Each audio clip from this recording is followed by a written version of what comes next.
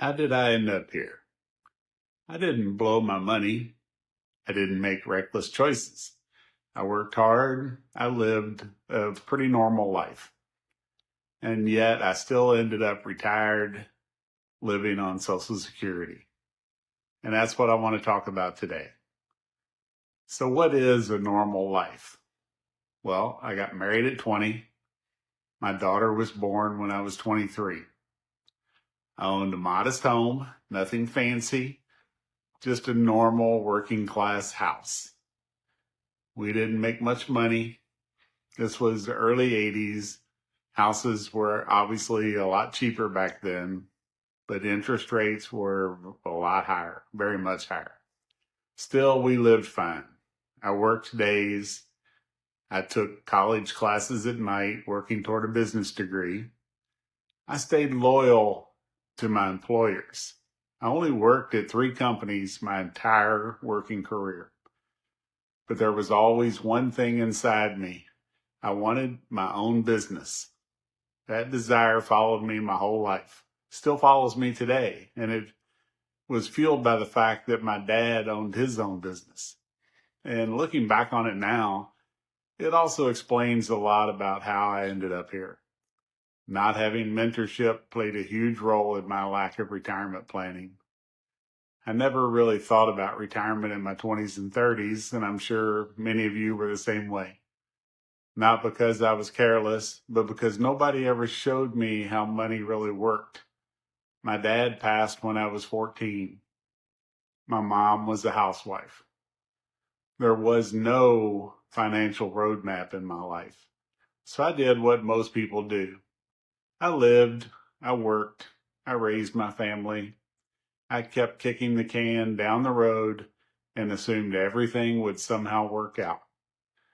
Nobody ever said I was doing it wrong. So I just assumed I was doing it right.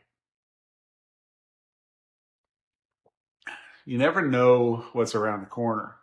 Life gives you a smack when you least expect it. At 28, my marriage ended.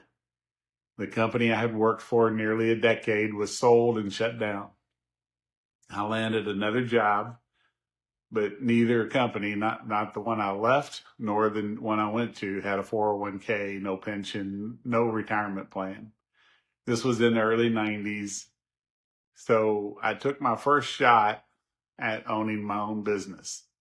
I was underfunded, working on a shoestring. It lasted only 3 months. So I went back to work. This would be company number 3. I worked there for over a decade and decided to try owning a business again. Same result, longer run, but cash flow crushed me. I was older, maybe a little wiser, but still I couldn't make it work because of the cash flow. So I sold the business for what I could get. It wasn't much, and went back to work. I went back to company number 2, the one I had been at before. And I stayed there for a long time, many years. That company finally had offered a 401k, but it was pretty weak, and I was living paycheck to paycheck, going through the divorce and all the time of having child support, and I just really never had extra money. Later, it became a much better 401k plan after the company was sold and there was a lot of matching, and I started contributing and trying to make up ground. And then the stupid entrepreneur bug came back one more time. In my mid-50s, I left to become a Legal Shield rep. Legal Shield is an independent rep. You're really in your own business for yourself. This was a huge mistake. I made some money, but not like I was making before. I made 6 figures at my job, and I was making hardly anything at Legal Shield. I ended up using my 401k, what I did have, to survive. I was old enough at that time to be able to take it out, and it was used up, and what was left, plus the profit from selling my house, I used to pay off the condo that I had rented out, and they both had mortgages on them. So now we get into the territory of, I realized the what-ifs.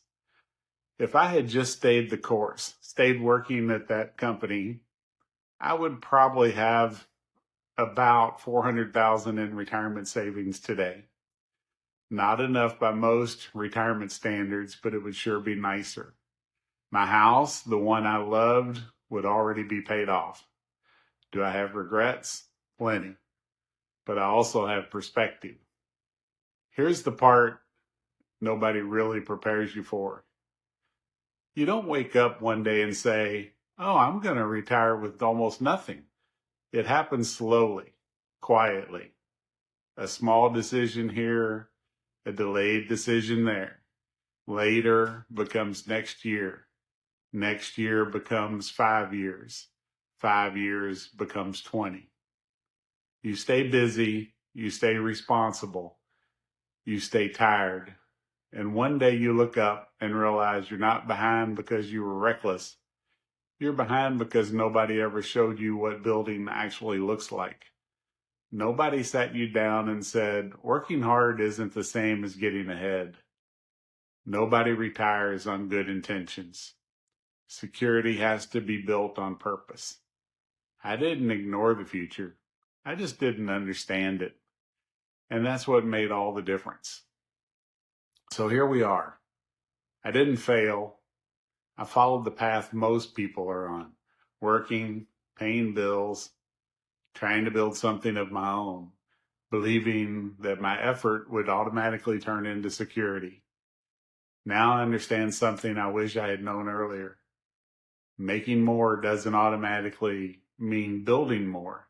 You have to be intentional. You have to be taught, and most people never are. I'm making the best of what I have now, and honestly, it's not so bad. But if sharing my story helps even one person see the road ahead more clearly, then every step of this path still mattered.